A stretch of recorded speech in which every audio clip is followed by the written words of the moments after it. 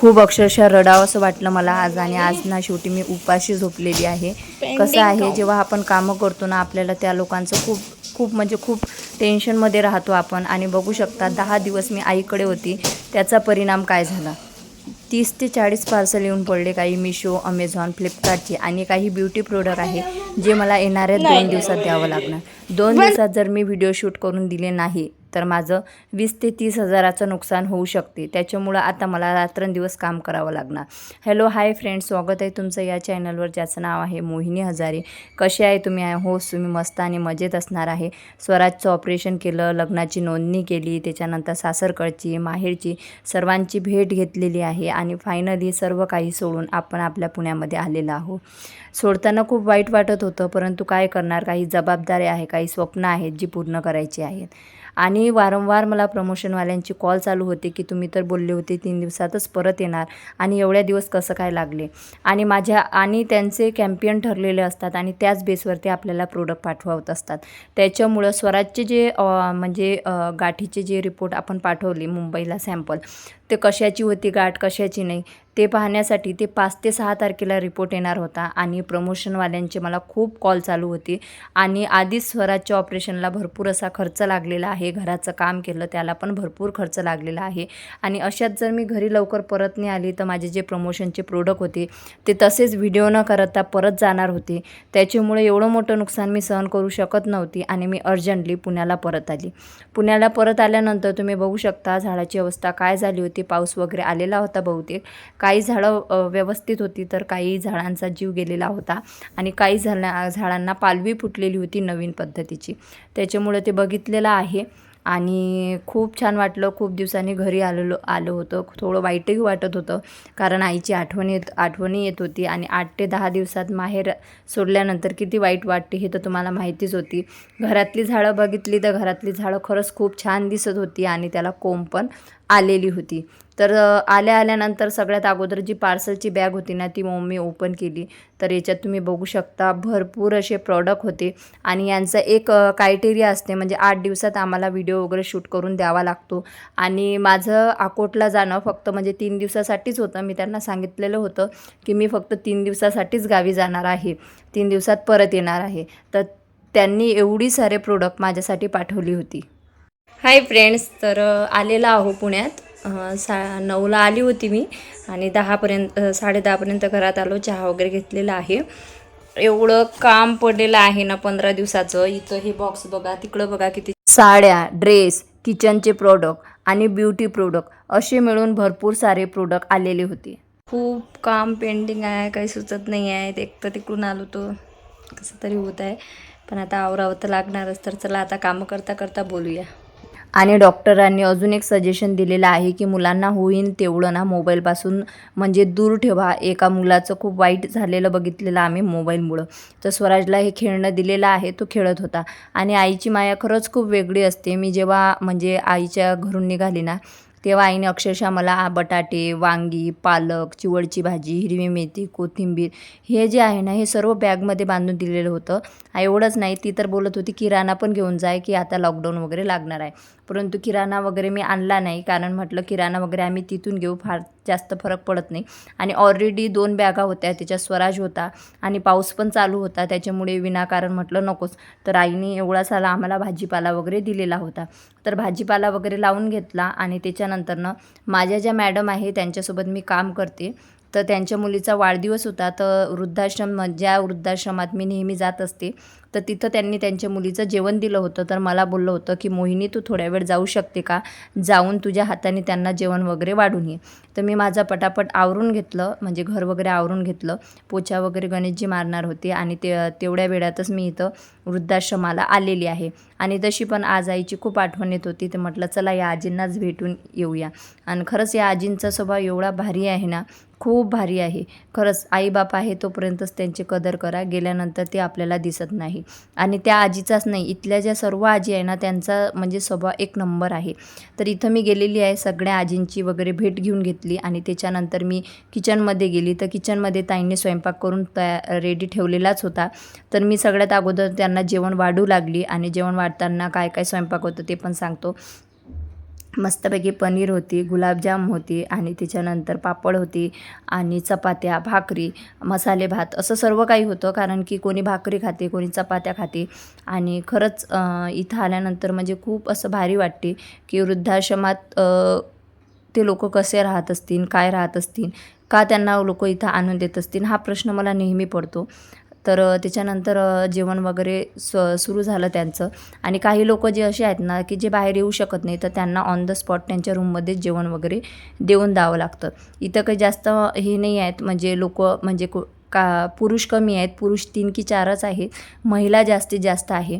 मागच्या last time मी जेव्हा गेली होती ना तेव्हा म्हणजे महिला कमी होत्या, परंतु यावेळेस महिला वाढलेल्या आहेत. म्हणजे 1-2 जास्त ॲडमिशन झालेले आहेत, तर त्या काही मला ओळखत नव्हते, तर त्यांची भेट वगैरे करून घेतली. आणि इथं हे जे पुरुष आहे ना हे 3 ते 4च आहेत, तुम्ही बघू शकता 4च पुरुष आहे. आणि हे जे काका आप्पा आहेत ना हे आता नवीन आलेले आहेत, नाही तर आधी 3च होते, कारण मी इथं वारंवार येत असते ना त्याच्यामुळे मला माहिती आहे. तर यांना जेवण वगैरे दिलं आणि त्याच्यानंतर इथं सर्व आजी वगैरे बसत असतात, तर आजीच्या जेवणाची वगैरे तयारी केली. आणि आजी सगळ्यांना विचारलं की जेवण कसं झालं, काय झालं, तर त्या सांगत होत्या की जेवण खूप मस्त झालं. आणि ह्या आजी पण नवीन आलेल्या आहेत, असे 3 ते 4 नवीन ॲडमिशन झालेल्या होत्या, तर त्या काही मला ओळखत नव्हत्या, तर मी स्वतःहून त्यांच्याशी ओळख करून घेतली. ह्या ज्या आजी आहेत ना त्या आता म्हणजे अक्षरशः खूप अशा रडतात.